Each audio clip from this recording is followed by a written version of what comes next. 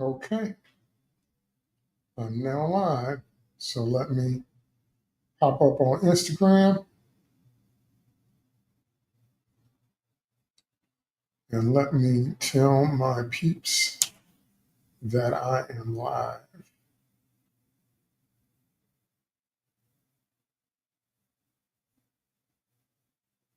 And we will jump right into today's topic.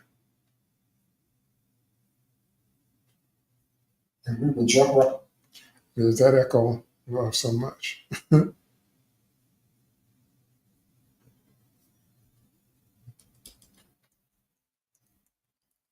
right, telling my peeps that I am live now.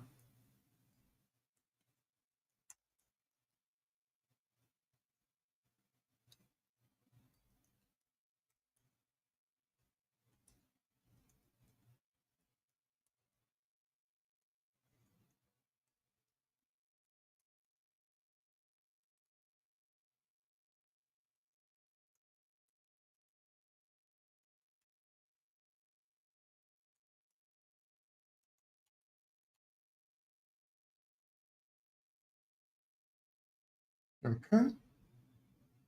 All right, good. All right, good. You should be all good. So I want to make sure I get my sure folks can see. All right, good. Okay. So let me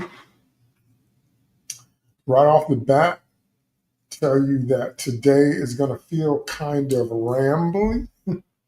Okay, it's going to feel kind of not ranty because I'm definitely going to rant, but it's going to feel kind of rambly because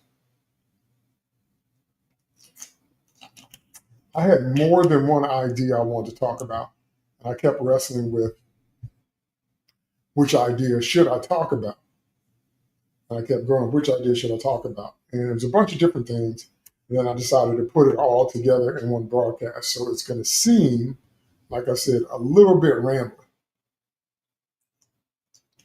But I promise that I'll put it all together for you before we're done. All right.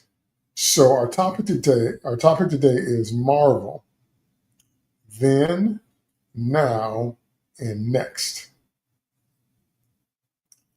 Marvel, then, now, and next. What do I mean by that? Now, okay, I was going to say, are the DMs still broken on Twitter?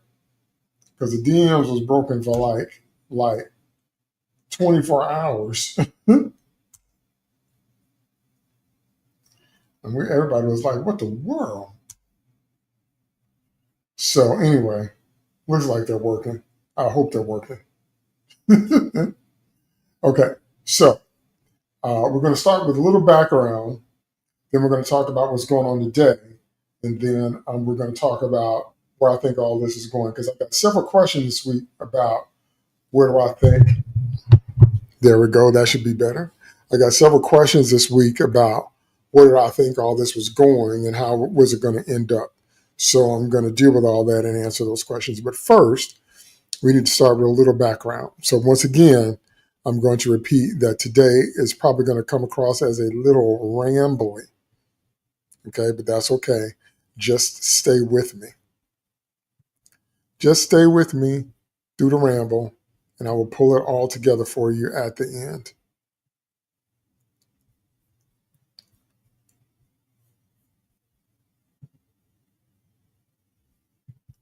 Okay. Now, just when I need this browser to not be stupid, it starts to act stupid because, of course, it does. Oh, I see. Okay. That's why you were being stupid. Okay. So recently, I posted this tweet right here. So let me pull this up so you can see it. I posted this tweet right here because I thought it was something that needed to be said, and I thought it was the most telling of all things. So here it comes. Okay, this right here. You should be able to see that on your screen now. Okay, I posted that tweet right there.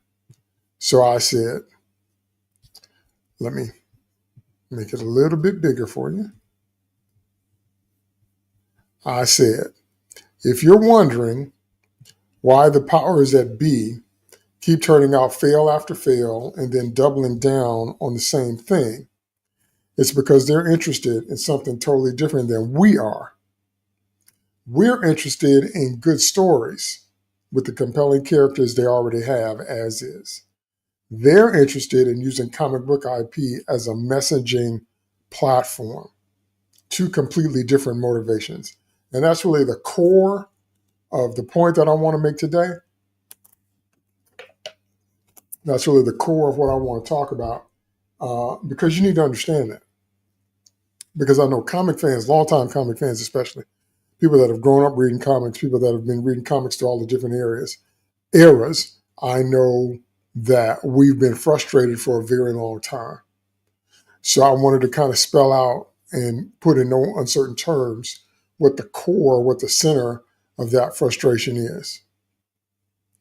Because we keep yelling, especially on Twitter, but all across social media, we keep yelling about don't do this and you shouldn't do this. And if they use this idea, it would be $1 billion idea. I've come up with plenty myself that I think would really work. And we keep saying, why don't they just do this? And why don't they just give us this? And why don't they just do that? Okay, I'll tell you why. It's because our motivation and our interest is different.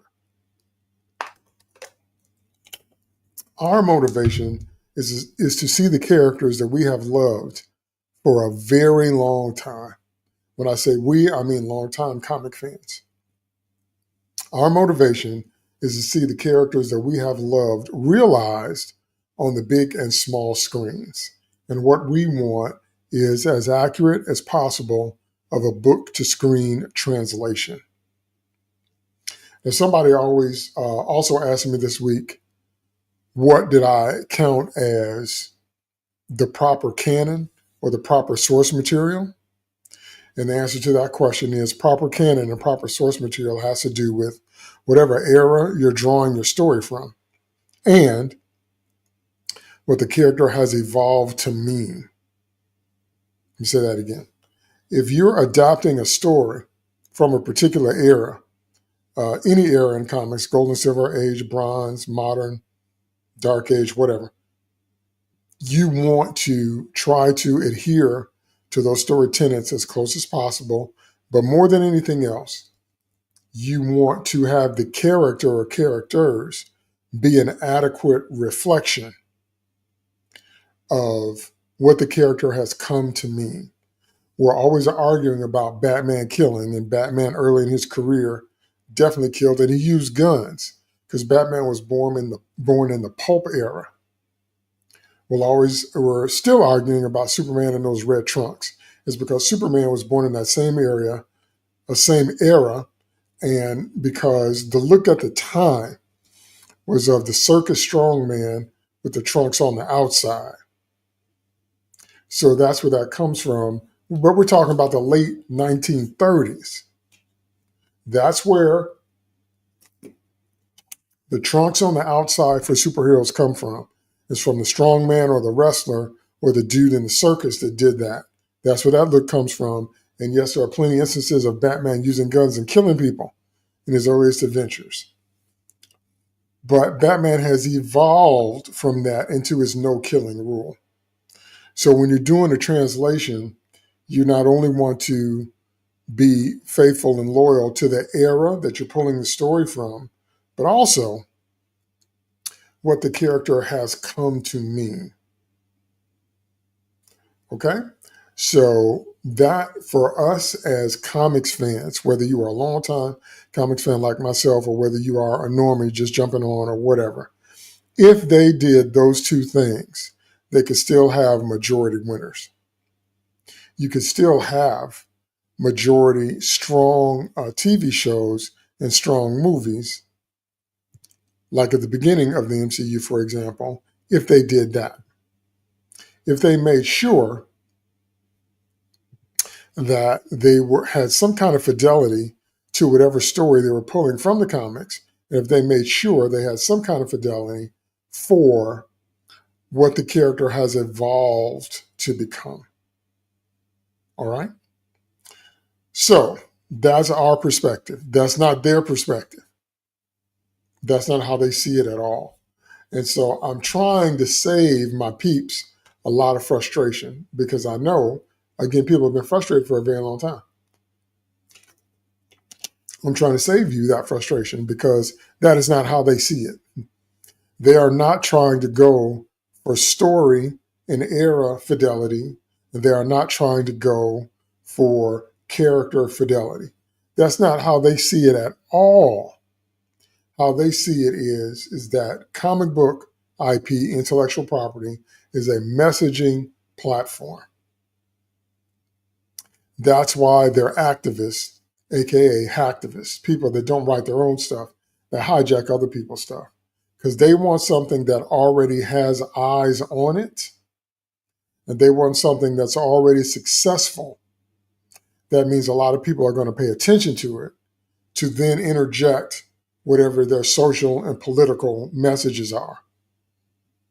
That's how they see comic book intellectual property, as a chance to spew whatever message they're trying to spew and guarantee that a lot of eyes are going to be on that project because they hijack a popular comic book character or IP or story world to do it with. You understand that? So I want to be sure that everybody understands that as we go forward in this video, helpfully to clear up some of that confusion and to help you stop being so frustrated, because we're on two different pages. The audience and the fans want good stories with good characters that we already know. That's not what they want. They want to take characters that are popular and use that platform to preach whatever message they're trying to preach. You understand that? Okay.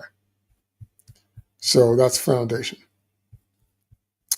Next up, what I want to say is that everything that you hate about Marvel Comics and the MCU started with all new, all different Marvel. Okay? It started with all new, all different Marvel. Okay? That happened in 2015, and it continued from 2015 to 2019. And it was a rebranding, and it happened in the wake of Secret Wars. That's very important. That's going to come up later. So remember that point. In the wake of Secret Wars, then the Marvel Universe got reshuffled, it got rebooted, it got reconfigured. Okay? And Marvel Now and Marvel Legacy go along with it. But it's the all new, all different Marvel rebrand and relaunch in 2015 that was the beginning of all the stuff that we hate now. That kind of branding, their focus when they did that was to replace all of the established characters who were predominantly white and male with legacy characters.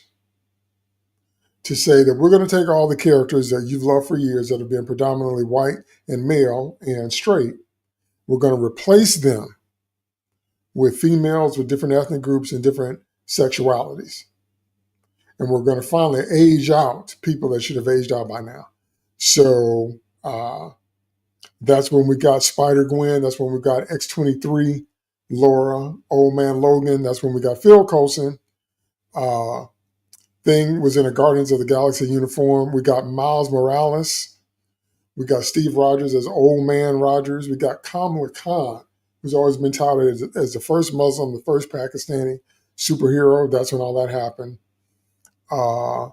And that's also Sam Wilson, Captain America, the genesis of that. Jane Foster, Thor, the genesis of that. And Ironheart. We also found out, because of the all new, all different Marvel, that Tony Stark was not actually the biological child of Howard and Maria. He was actually adopted. And Arnold Stark was their actual biological son, but Tony was adopted. All that happened with all new, all different Marvel. Okay? That was the beginning of all the stuff that you hate to this day about Marvel Comics in the MCU. That's when it all started. It was all new, all different rebrand of 2015. Okay? And so Up until then, the MCU had started in 2008. And the MCU, the first two phases went well. That's because, you heard me say before, that's because Ike Perlmutter had a quality control board, and that's because Kevin Feige had some checks on him to be sure those stories had some type of fidelity to the comics. They weren't 100% faithful, because what I want to say again is that the MCU has never been purely about the regular or main line of comics as we know it. The MCU has always been a hybrid property. It's always been a hybrid type of platform because they pull many of their characterizations and storylines from the Ultimates line. And if you don't know about the Ultimates line, that's basically, what if we had Marvel Comics, but there was no comics code? So they could be as gross and as perverse and as violent and as gory as they wanted to be. Just to boil it down, that's what Marvel Ultimates was. Okay? That's where Black Nick Fury comes from. Nick Fury, the original character, was white. Okay? So his son is black in the Ultimates universe. And so he was modeled after Samuel L. Jackson. So for them to hire Sam Jackson to play him in the MCU wasn't this big leap because the character was based on him anyway. But the MCU, the Marvel Cinematic Universe, has always been a hybrid of regular Marvel Comics and Ultimates. But even so, they got those early Phase 1 and Phase 2 movies pretty good. They got Captain America's origin pretty spot on. Okay? They got Iron Man's origin with the shrapnel and his heart bleeding out and building the first suit of armor in a cave and all that. They got all that right. Who they did not get right was Thor. Thor did get banished from Asgard by Odin, but Thor was given memory loss and Thor was trapped in a mortal body, and that was the Donald Blake character. He was also crippled and walked with a cane. Thor didn't know any of that. The consciousness of Thor had been suppressed, and Donald Blake thought he was just Donald Blake. He thought he was just a doctor who had a limp. When he finds the hammer of Thor, that's when he discovers that he is Thor and he can transform into the power of Thor. Okay, so we've never seen that in the MCU. So they didn't quite get that right. So that's what I mean when I say the MCU has always been a hybrid. So what you got to understand about All New, All Different that started in 2015, they were always intended as replacement characters. That's very important as we go forward. They were always intended to be replacement characters. Okay? It just didn't work out like they thought it would. Sam Wilson, Captain America, Ironheart, Kate Bishop, Amadeus Cho, you name it. All the people that they brought in during that period that they thought were going to replace the main characters. It just didn't work out like they wanted it to because those books didn't sell. I think I heard somebody said that Ironheart, with her debut book, sold maybe at best 40,000 copies. 40,000 copies in a country of 320 million people. 40,000 copies at best. See, those books didn't sell. When they started replacing Jane, Foster, started replacing Thor with Jane Foster and all that different kind of stuff. Those books just didn't sell. They had a run in the comics, but they weren't these massive runaway hits. Okay? All this is super important. Okay. So that brings us up to Phase 3. Phase 3 of the MCU was from 2016 to 2019. Now, what happened in Phase 3 was that's when they got rid of Perlmutter and his control board, his control mechanism. That's when Feige got full control. And that's when they started to push towards using the replacement characters, which was always the plan in the comics, to phase out the originals. So you can begin to see that with Captain Marvel, with the Captain Marvel movie, because the Captain Marvel movie is completely shoehorned into the Thanos saga. They put it between Infinity Wars and Endgame to give you the impression that you had to see it to understand Endgame. That's what that movie made $1 billion, because they made it seem like it was a part of the story, and it wasn't. You can take Captain Marvel right out of the mix, and it wouldn't make a difference. They didn't even use her that much in Endgame. So that was a huge bait and switch. But that was the beginning of Feige's plan to phase out all the characters we had known and loved up to that point and bring in their replacements and make Carol Danvers the most powerful character in the MCU. That was the beginning of that. Now, flash forward to now, and what do we get after that? I'll tell you what we get after that. I'll tell you what we got. Let me pull it up because I want to put the picture up there while I'm talking. We got Captain America, Brave New World. We got Capitan America, Brave New World. This movie did not work. This movie was more of a Hulk movie anyway, but this movie is on record as one of the lowest grossing Marvel movies of all time. So once again, they took a change from the comics that nobody liked and didn't sell in the comics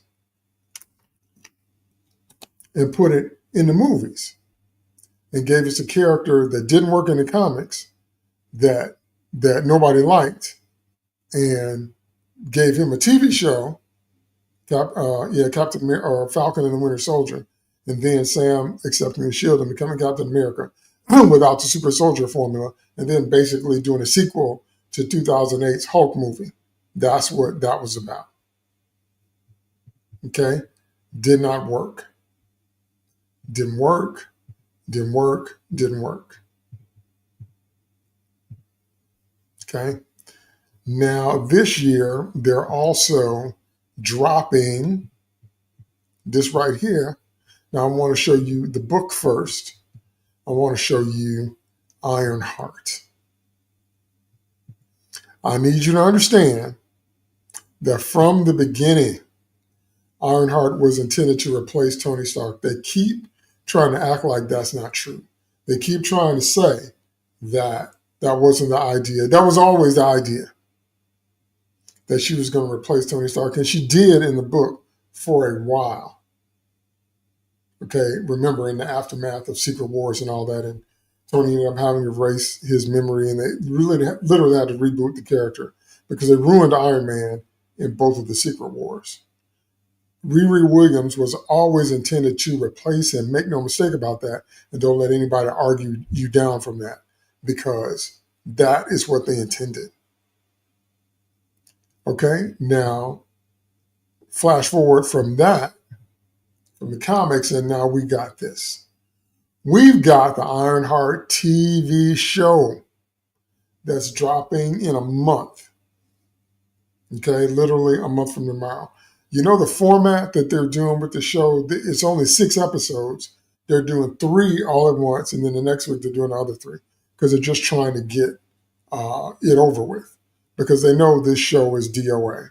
Even in the trailers, this show is about proving how much better than Tony Riri Williams is, just like they did in the comics. That she's smarter than him because she didn't have the advantages of the privileged lifestyle of all the money that he has. And she was able to take basically his scraps and build a suit of armor on her own, which makes her better than him, which is what they're trying to say with this character. And they still don't understand that's not going, well, they understand the show's not going to work, but they had to get it out there. So what they've been doing in this last week was they had her talk about Robert Downey Jr., gave her 2 thumbs up, and she's endorsed by Iron Man himself, and feels good to know she's not going to hurt the legacy of Iron Man. Okay, and then you see they got Ryan Coogler because he had such success with Sinners. So they decided to stick his name in there prominently to try to make you think this thing is going to be something other than what it is. And what it's going to be is the same old woke feeling of this character is better than the white guy original character. They're better, stronger, smarter, faster. They can do more with less. Okay, that's what this is about. And like I explained to you before, the reason they keep doubling down on that is because for them, this intellectual property is a messaging platform. It's not about good characters and good stories for them. That's just for us. Now I want to move into one of the main things I wanted to talk about this week. And Lord have mercy. Just Lord have mercy, this right here. Let me pull this up so you see what I'm talking about. And it is actually the screen behind me. Denzel Washington as Magneto. Now, that rumor, so-called rumor, has so-called been debunked more than once, but it keeps persisting, may have some validity to it, okay?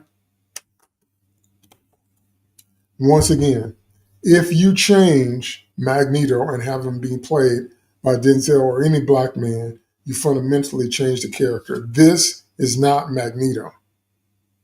Now, I need you to know that Magneto's backstory as a Holocaust survivor is a retcon. I believe that Claremont brought that in. He was originally presented that way, but it's a retcon that stuck and it became part and parcel. That's what I meant when I said earlier about you got to study who the characters have evolved into, who they started out as, and what has come to stick in their various reincarnations, reboots, and retcons over the years. Because comics have been around for a long time now. So you have to do some type of homework and research to understand who the character started out as and who the character is now. But at no point was Magneto or Charles Xavier ever a black man. Were they ever black dudes?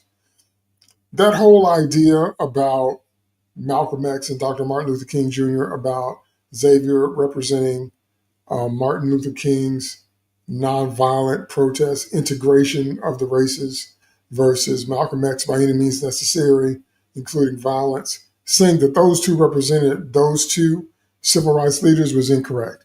That's something that the fans imposed upon the characters. That was not the original intent of the characters at all.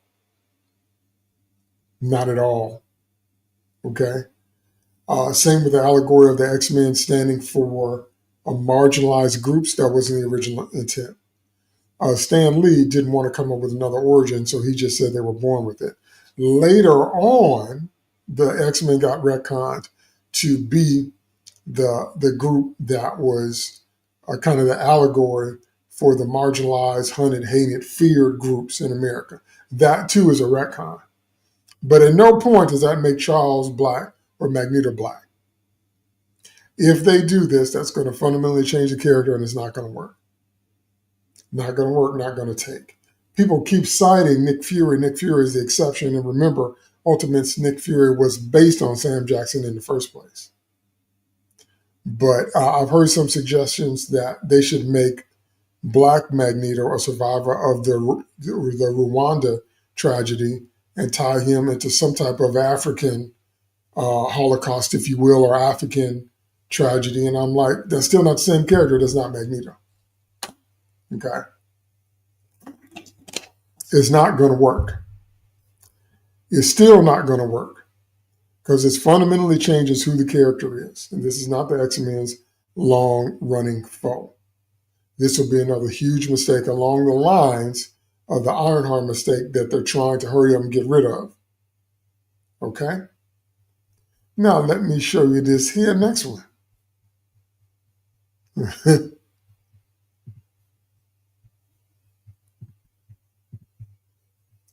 Cynthia Erivo as Storm.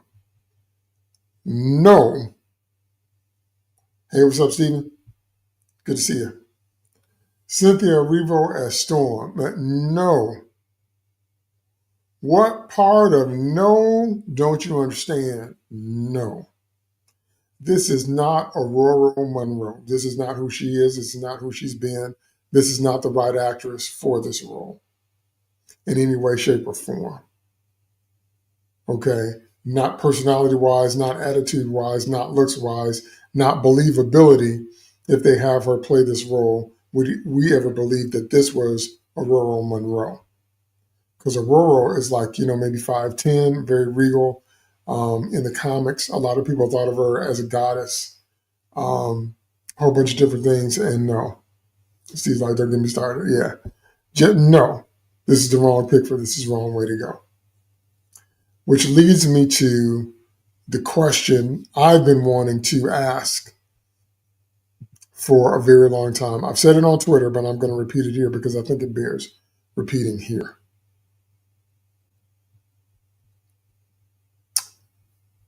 I want to understand what they think race swapping a character fixes. Does it fix anything? Making Magneto black, making Charles Xavier black, does that fix anything? Does that change the history of this country?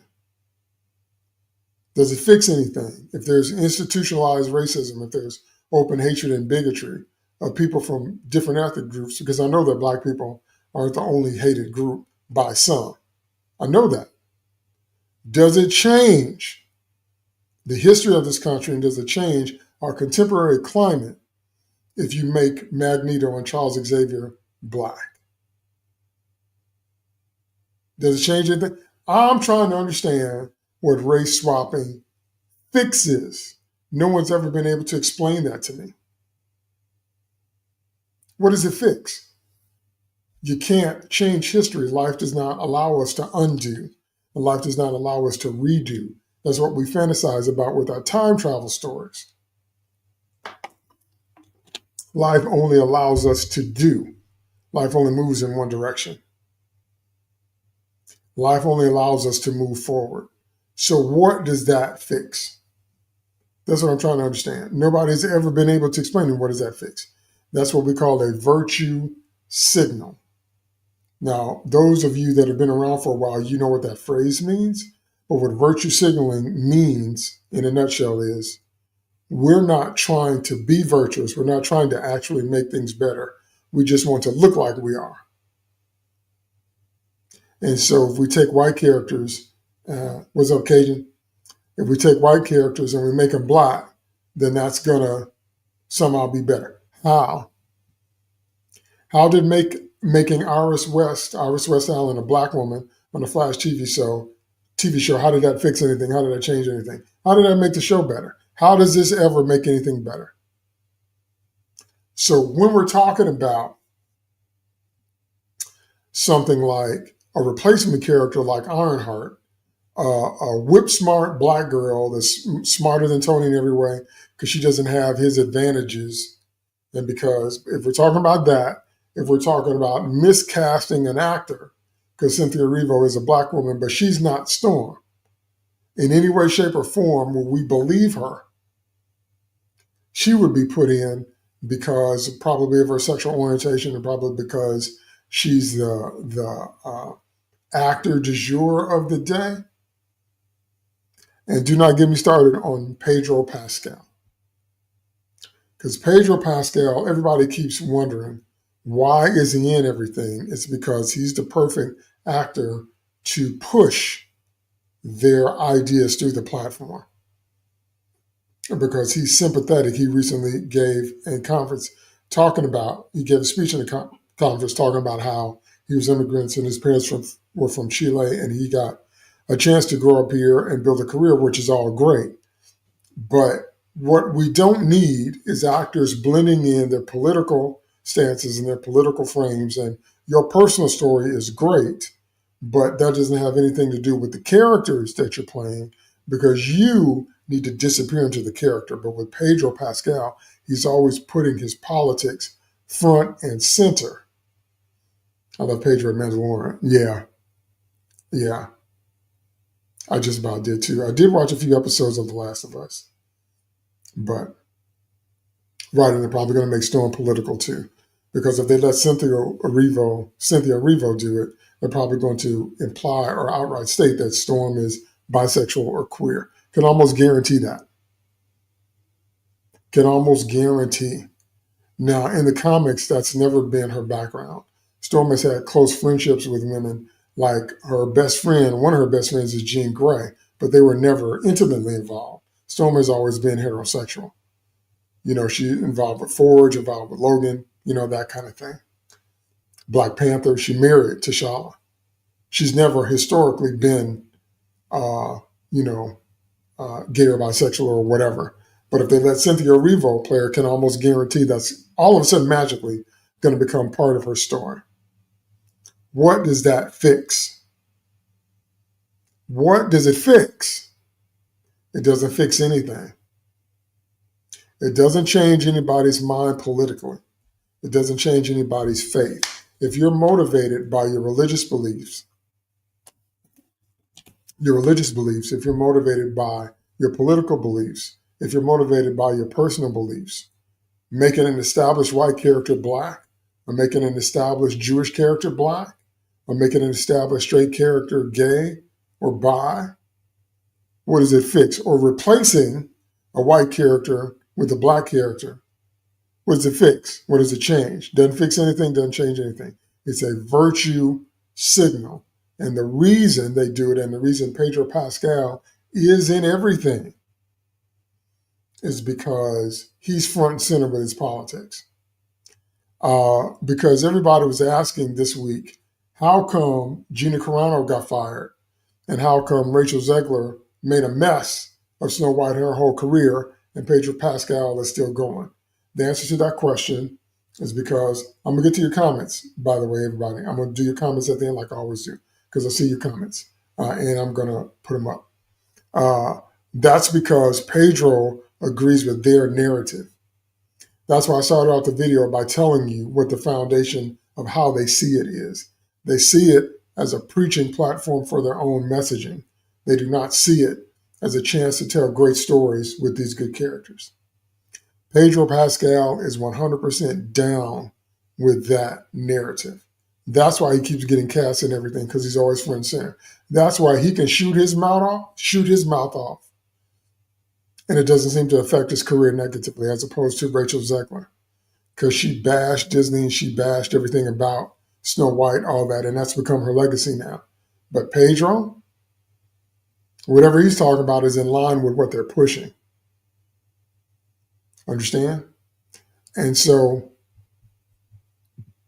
I wanted to do this video again to explain that because a lot of people have brought it up and a lot of people had asked me about that this week. You got to understand we're coming from two different frames. For us, it's characters and stories that we know and love. For them, it's a messaging platform to try to push their ideologies through characters that are already established and already popular so that a lot of people will see it. That's activism combined with hacked writing. And I think it was Gary Nerdrotic that coined that phrase, hacktivists. They don't come up with anything new. They hijack what is already existing. So it's parasitical. That's why it drains the life out of everything it touches. Okay, again, I'm going to get to your comments. I see them. I'm seeing some good comments. I'm going to put them up. We're going to wait more towards the end. Okay, so the next question that I want to address is, somebody said to me this week is, when is it going to end and what is it going to take to get things back to the way they were? Well, let's look at the 2025 slate.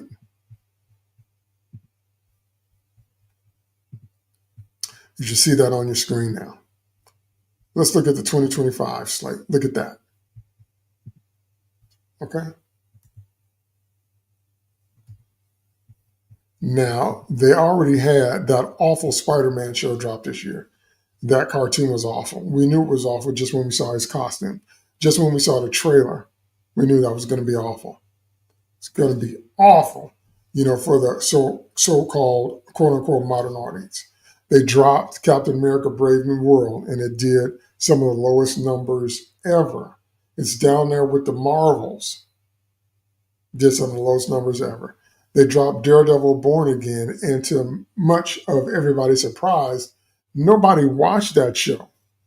I watched a few episodes and then I had to drop because it was so boring. It was boring. There was a lot of standing around and talking. It was a lot of threatening things, things were going to happen, but they did never really happen. That show was just a huge disappointment. Do you know why? Because it wasn't actually about seeing the hero in action.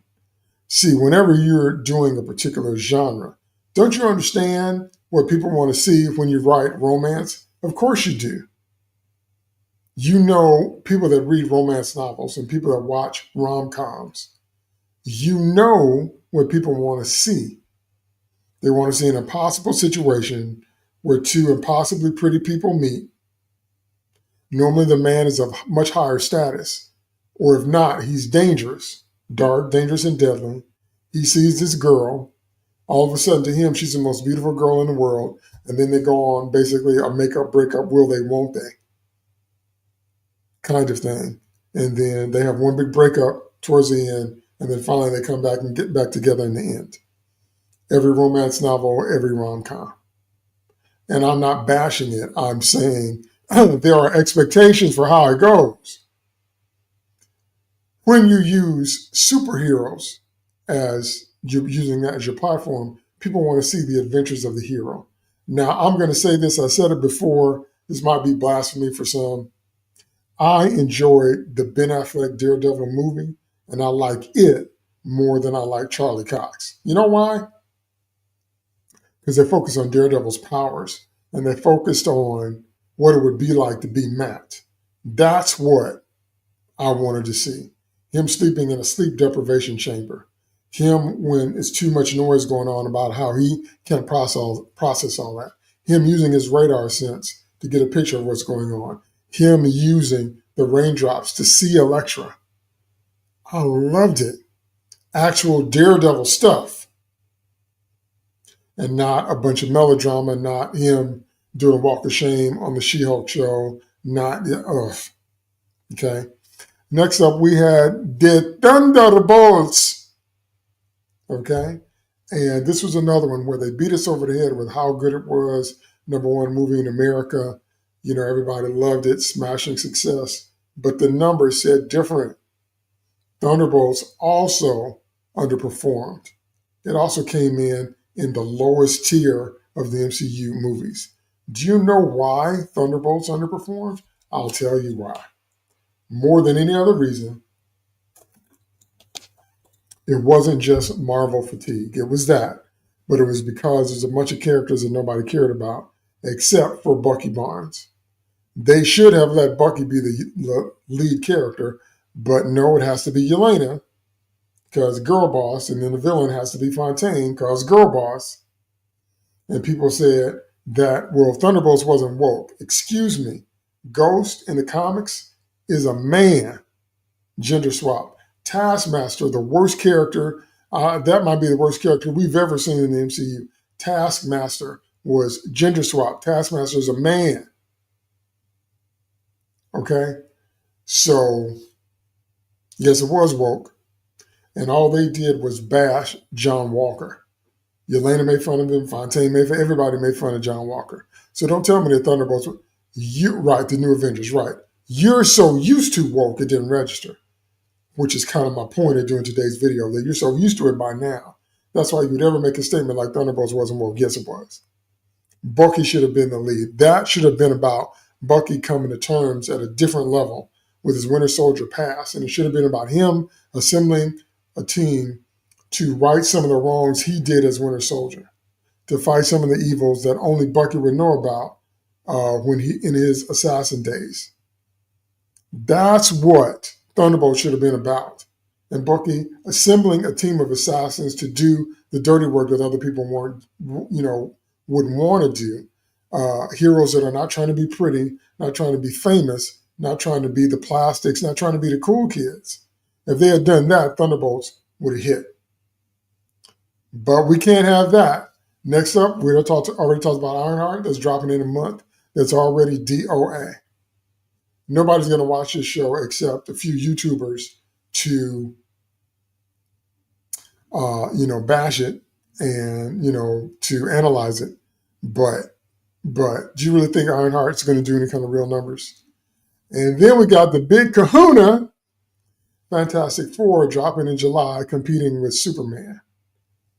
Now, I've already done multiple videos on Fantastic Four, and I've already talked about Pedro Pascal. So I'm not going to rehash all that, but what I will say is I feel the same way about Fantastic Four than I do about Superman. The instincts are wrong. Everything about the movie feels wrong. Their costumes feel wrong. Pedro is not Reed, and Pedro has so many off-screen antics now until we're not going to be able to see Reed, but we couldn't anyway because Pedro's not Reed. Sue's going to be the main character. If you notice in the trailer, she's always the one talking. She's always the one answering all the questions. They've got She Surfer, or somebody told me this week they like Silver Surfette or whatever. The entire, and Ben's voice sounds normal instead of gravelly. And they already skipped Ben past his bitter phase. So, I mean, and this isn't even our 60s. It's a made-up world so they can destroy it and then bring the FF here. Okay. All right. Next up, August 6th, Eyes of Wakanda. I'm still not sure that that's still on, but if it is on, who wants to see that? Nobody wants to see that. Who wants to see that? Nobody wants to see that. They should have recast T'Challa a long time ago. I know there are some people who, are trying to be loyal to Chadwick Boseman, but let's be real. Other heroes all throughout the pantheon of superheroes have been played by multiple actors. Superman, Batman, different versions of the Fantastic Four. I mean, over and over again. Why couldn't they recast T'Challa? Why? That doesn't really make any sense. Okay? So if they were going to do that, we might watch that. But it was said on Twitter this week, and I've said it before myself, they fell in love with Wakanda as a concept and not T'Challa as a character. So everything about Black Panther, except for his first appearance in Civil War, hasn't really focused on him. It's focused on Wakanda as a fictional city, because they're more in love with that than they are with T'Challa. Next up, which I'm still not sure is still going to happen, is Marvel Zombies. Now, if you read the Marvel Zombies arc in the comics, it was wild. I mean, it was wild. I mean, it was gory, it was bloody, it was all your favorite characters acting like zombies would. And it included Jacka Harrison. I mean, it was wild. It was wild. I don't think, yes, EMH's Earth's Mightiest Heroes, yes.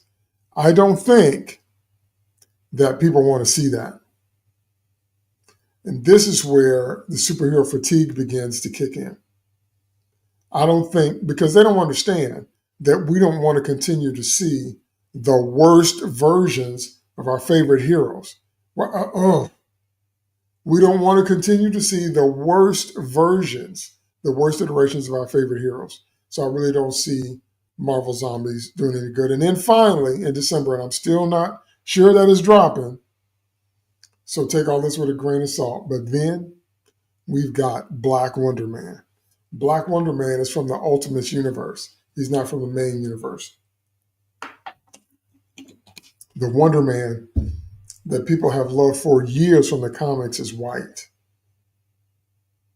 Okay, originally they took his brain patterns to build the Vision's brain patterns because Simon was in love with Wanda, which is why Vision was in love with Wanda, because they thought the same. Going way, way, way back for that one. But anyway, Black Wonder Man is, he's going to be an actor, but I guarantee you it's going to be goofy and it's going to be a bunch of woke stuff. It's going to be a bunch of on-the-nose humor. And nobody wants to see that. Okay, one more thing I want to show you, and then I'm going to take your, put your comments up. I want to show you this. I want to show you. Now, again, I want to say, Phase 6 is not set in stone because they keep changing it. They keep changing it. For example, this week, what happened was they changed the release dates for Avengers Doomsday and Avengers Secret Wars. So originally, Doomsday was supposed to drop in May of 2026. Secret Wars is supposed to drop in May of 2027. Now, I can already tell you, right, Wonder Man wasn't an actor when he started this, right? I can already tell you that is already too far away. May of next year for Doomsday is already too far away. Now, I know they changed the release dates because there was no way they were going to be able to get everything in because they keep stuffing those movies with more and more characters. And I'm like, you're not going to have any time to tell the story because you're going to have so many cameos. That also means we're not going to have time to have any kind of real development for the characters because it looks like all of the Marvel Universe is going to be here. So it surprised no one that they had to move the release date from May to December of next year, but that's already too far away. People aren't going to care because we really don't care that much now. Same with Secret Wars. Secret Wars is dropping a year after Doomsday. So Fantastic Four, we know for sure is coming. Ironheart, we know for sure is coming. Wonder Man, we'll take it with a grain of salt. Daredevil Born Again Season 2, we saw, and it was meh. Blade is canceled altogether. Somehow they couldn't write a good Blade movie. That's because what they wanted to do was replace Blade with his daughter. And Ali probably wasn't having it. Okay, if they do another Shang-Chi next year, I don't know why they would do that. The only one I'm looking forward to is X-Men 97 Season 2. Okay, that should be good if it's still Beau DeMayo and still his storylines. That actually should be fun to watch. We don't need another Doctor Strange movie. And then the Spider-Man movie is now not going to be Devil's Reign. It's going to be Brand New Day. Now, I may have to do a whole video on that, but just them titling the movie Brand New Day is one of the most hated Spider-Man storylines of all time. It comes on the heels of One More Day when Spider-Man sold his wife and unborn child to Mephisto. And the only thing I hate more than that is Since Past when Norman Osborn hooked up with Gwen Stacy and gave her twins. Because Spider-Man, as we know, is the punching bag of the Marvel Universe. So I may have to do a whole video on that. But now the Spider-Man movie is going to be Brand New Day. But now it's set to drop before Doomsday. So what that means is they're going to have to retool it. Because originally it was set to reflect the events of Doomsday. But now they're going to have to retool it if they're actually going to release it in the summer of next year. And then Vision Quest. That's another one where that's too long. It took too long. If they were going to do Vision Quest, they should have dropped it not too long after WandaVision. Doing Vision Quest now, why? So again, that's what I wanted to say in this video. Never forget that the MCU, as we knew it in phases 1 and 2, is not going to come back. You can't tell me what race, gender, and sexuality orientation swapping fixes. It's not coming back. It's not coming back. My prediction for the future is that they are going to use Secret Wars for a reboot and a rebrand, but what's going to come back is the Young Avengers. Kate Bishop, Kamala Khan, Amadeus Cho, Miles Morales, Sam Alexander, Vision. That's who I think is going to be in place after Secret Wars. Because they're going to have to do a reboot eventually because the actors have already begun to age out. But that's what I think is going to happen. But the MCU that we fell in love with, the MCU that we know and love, is not coming back. It's not coming back. It's not coming back. It's not coming back. And so somebody asked me, what do I think the final upshot of it all will be? The final upshot of it all will be that they're going to have to sell the properties off like they did in the 90s. In the 90s, that's what started this mess because Marvel was bankrupt. So they sold off the rights to Spidey, Fantastic Four and the X-Men. Biggest names they had at the time. That's why we got those movies from the other studios, from Fox, because Marvel had to sell the rights to get some cash to stay afloat. That's what's going to happen again.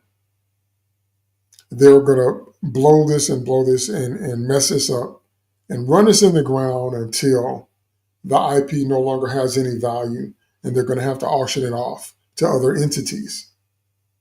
That's where this is going. But the MCU that we fell in love with and the MCU that we knew and loved is not coming back. It's not coming back. It's not coming back. All right, let me get to your comments before I'm out of here, because you guys have given me some really good comments. Okay?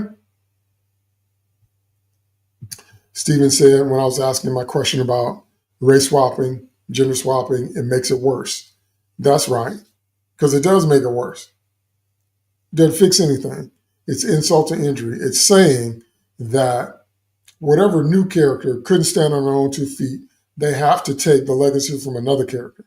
So if we're talking about swapping out white characters with black characters, they're saying that the black character, we already have black characters, but they're saying that they won't work, they don't matter, so we have to give him the legacy of the white man character just to get eyes on it. So it's insulting. Stephen also said he left Pedro at Mandalorian. At the end of Mandalorian season 2, I liked the conclusion with Luke. Mandalorian season 3 was basically replacing Mando with Bo-Katan. That's when they lost me for that show. So just like when Mandalorian and Grogu come out, they're going to find that the audience stopped caring a long time ago. That's not going to be the hit they want it to be. They're counting on Grogu and the Baby Yoda craze that hit when we first met Grogu to make that movie good. It won't. I watched a few episodes of The Last of Us, but I was done when they killed Joel. Done. Never watch another episode of that show again. Okay? With Storm, they're going to make it political. They will. Okay? Riri is a product of white savior writing. The result is overcompensation for stereotypes like black girls are the smartest people ever, or doubling down on stereotypes like black girl steals. That's right. White savior writing. Virtue signaling. Look at how much this black girl can do, and she's so much better because she has less to start with. But she's still ganking from another character. She's still dumpster diving and stealing from someone else. How is that better? How does that make her better than Tony in every way? Okay. When they make Moon Girl smarter than Reed, which is still ridiculous to me, that doesn't fit in my head canon. Riri's smarter than Tony. Nope. Shuri's smarter than T'Challa. Nope, because T'Challa in the comics was a genius. He's one of the smartest people in the MCU originally, if you didn't know that. Then what are they revealing about what they really think about black girls? So what they're saying is they have to artificially inflate the intelligence to make them compete with male characters. They have to artificially inflate their intelligence and dumb down the intelligence of the male characters. Okay. Can you imagine how bad D.D. Born Again was before they reworked the whole thing? No, I can't. Based on what they gave us, and that was after the rework, I can't imagine what the original ideas were, because it was so boring and so poorly paced and so focused on everything except Daredevil and his powers. Okay? Okay, Stephen says, I did finish D.D. Born Again. As much as I love the first series, this one felt rushed. Even Kingpin's character was off. First problem is they waited too long to make it. That's true. And they ran through Kingpin's arc too fast. Ran through his arc much too fast. So by the time he gets to this point, he doesn't have the same teeth as a character that he should.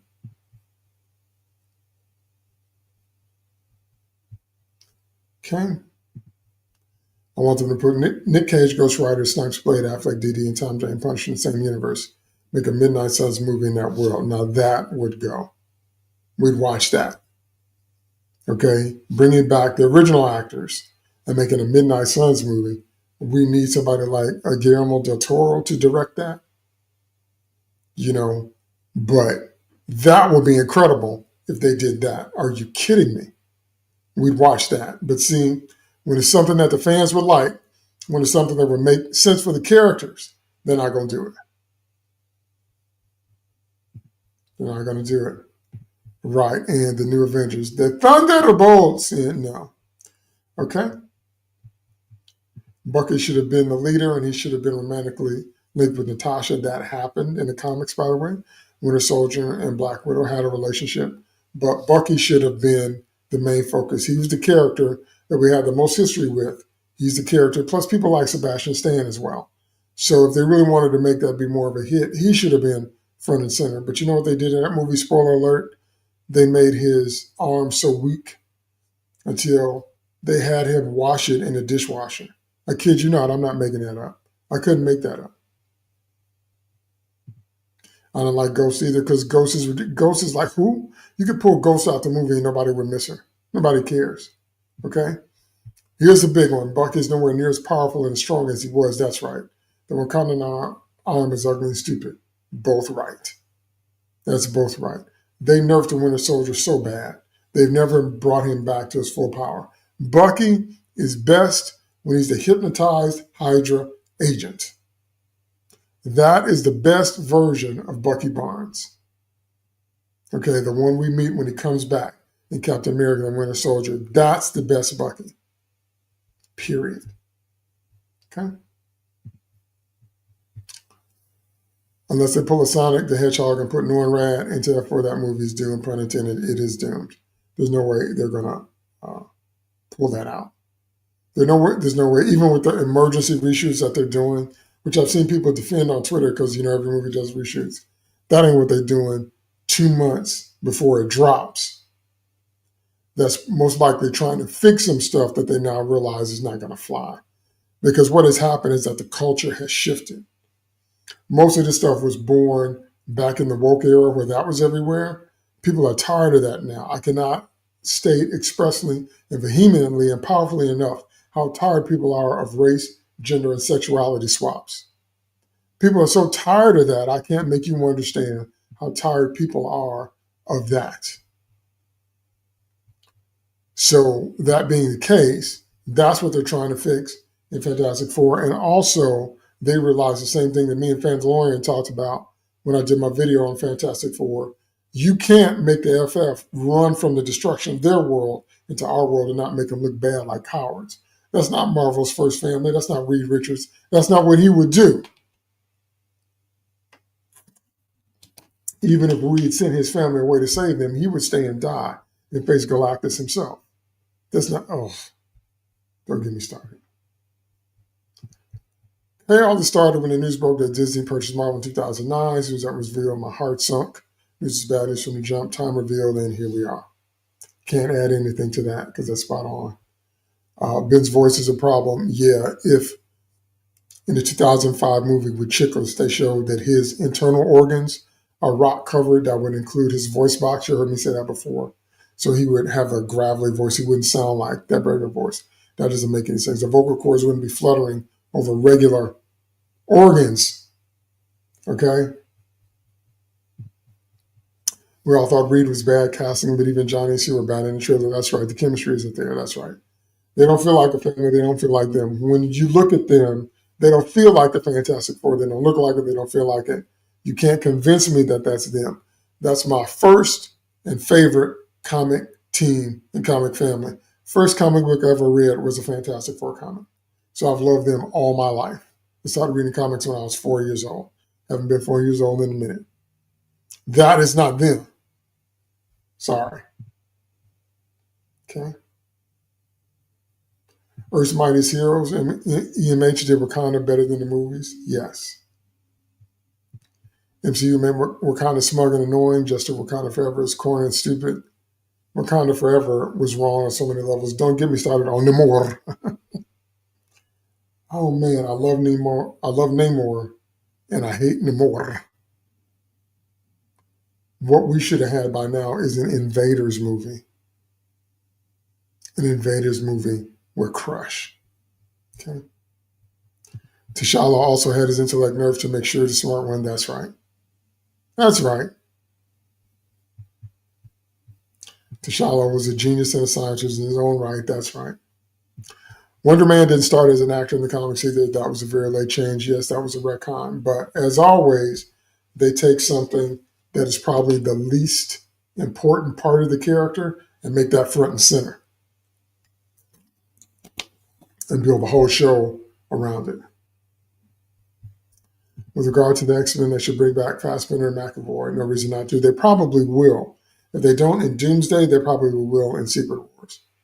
But when they reboot all together, that's the question of who's still going to be around with the all new, all different X-Men. Okay. Concept of the multiverse is great for storytelling if done properly and creatively. Become an excuse for the opposite, an excuse to race and gender swap classic heroes. That's right. Jingoistic Pig says, I hated 97 and thought it was actually woke and destroy characterization. Why? Why do you think that? Now, I have heard some people say that. I quite liked it. I can see some of what people were talking about, but it got enough right for me to enjoy it. Let me put it that way. So I'm not saying that what you're saying is wrong, or even necessarily that I disagree. What I am saying is that it got enough right for me to enjoy the series. Okay. I'm too late now. My pick for MCU X-Men was Ralph Fiennes as Charles and Liam Neeson as Magneto. That's possible. That can work.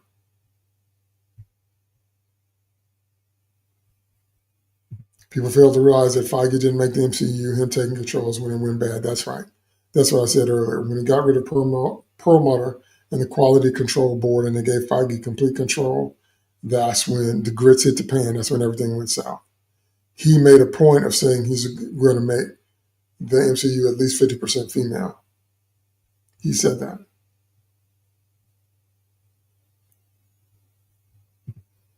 Apparently, Feige wants to make X-Men woke, but Iger is saying now too. People forget the X-Men were doing regular adventures half the time. Now I was fighting Sentinels. Okay, let's get one thing straight about the X-Men. The X-Men don't need to be wokeified because they're already diverse. They are, in fact, one of, if not the most diverse teams in all of comics. Legion of Superheroes is diverse, but that's more aliens, Shire Imperial Guard. But the X-Men, as new characters and new mutants were brought on, they were purposely created to be from all different walks of life. So Gambit is Cajun, Nightcrawler is German, Colossus is Russian, Storm is actually from New York, but Kenyan in heritage. Wolverine is Canadian, and some might consider him Japanese, but he's definitely a Canadian.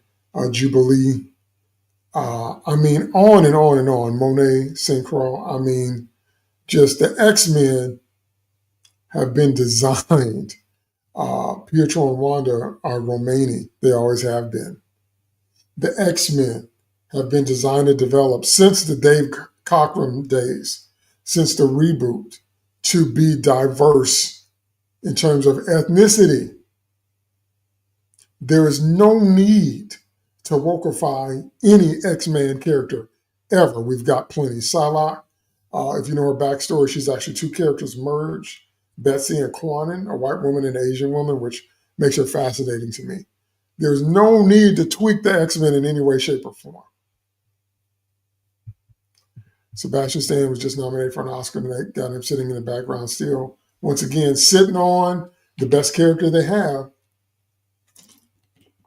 to the point where Sebastian Stan said in an interview he didn't understand what Bucky was doing in Thunderbolts. He was like, why am I in Thunderbolts? I don't have anything to do. Okay.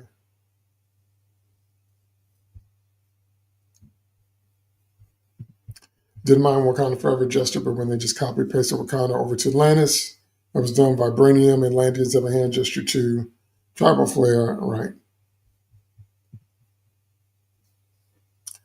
Having Morph being a they, them that like Logan, yes. Now, I thought they were going to push that more than they did, but that was a part of it. Character of the X-Men tempted to hate humans now. My knees, helmet, black, and telepath, even though that wasn't a concept. But that wasn't particular to the cartoon. They did that before. They did that in the movies. That's what kept Charles out of Magneto's head, was that helmet. So that wasn't new there, but I do understand what you're saying about Morph. And But they also did the same thing with the Krakoa era and with the, Hellfire Gala with X-Men. They just completely turned them into different characters, and it wasn't necessary. Magneto was a mess because Rogue didn't care about Magneto in the first series. Nightcrawler killing people, turned into Sentinels. And a lot of people have a lot of fundamental problems with Magneto and Rogue because of the age difference, because of how they got together, because Rogue belongs with Gambit. Once you have a character with their person, then hooking them up with other people is always a mess. See Peter Parker and Mary Jane. Don't get me started on Paulie. Do not get me started, because that'll be a whole nother rant. Okay? So, once again, the title of today's video is Marvel Then, Now, and Next. So we talked about where all this stuff got started. We talked about what we can expect for the rest of this year, 2025, and what's going to happen next year. And I'm telling you, them moving the release date of Doomsday is understandable, but that's too far. And everything else they're doing is too far. They're too far away from anything that people care about. It's not going to hit like they wanted to hit. Okay, if the fatigue hasn't wiped out most of the audience by now, it has. But if they just told good stories, but see, Andor proved to me that people are done, they're not coming back. Andor, towards the end, as far as I'm concerned, became better storytelling. But it still wasn't enough to get the majority of the people back. That's my prediction on what's going to happen here. Even if these movies do really, really well, the MCU that we knew is not coming back, they're not going to be able to get the audience back that they had before. Just not going to happen. All right, that's it for me this week. I just wanted to come on. Like I said at the beginning, I know this video was kind of rambly, but there were several ideas I wanted to talk about. So I decided to put them all in the same video and title it, Then, Now, and Next, because there's so many things that happened this week and are going to happen. And I'm like, they're not going to learn their lesson. A lot of people anyway, keep holding out hope for them to learn the lesson. They're not going to learn the lesson because they don't want what we want. That's what I'm trying to make clear. Okay? All right. Thanks for your comments. Superman is the only hope to save Superman movies, and I think it's way too James Gunnish. Yeah. Superman, I already said that in my Superman video, is going to be divisive. It's already divisive. There are going to be some people that love it because they love everything Gunn does. Gunn could get on screen and just have 2 hours of him typing and they love it.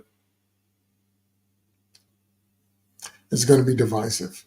It's Gunn's version of Superman. He's already started off on the wrong foot. You can tell by the trailer. His instincts are wrong for that. So, but we'll see. We'll see. So I'm trying to see if I'm going to go see Mission Impossible with Lilo and Stitch this weekend. I got a lot of stuff to do, so we'll see how that pans out. If I do, I'll do a movie review on those. But I just want to talk about this stuff for now because this stuff is really gearing up, and I'm like, what we want is not going to happen. What they're going to do is run this stuff in the ground until it has no value left, and then they're going to sell it off. I'm sad to say. Okay. All right. That's it for me. So thanks to everybody that watched me live. Thank you so much for those incredible comments. Thanks to everybody that's watching this on the replay. Don't forget to leave me some comments below. Let me know what you think about what I'm saying, what you think about the future of Marvel. And I will see you same time next week, Friday, 10 a.m. Central Standard Time, for my next weekly live comics chat. DT2 Comics Chat out.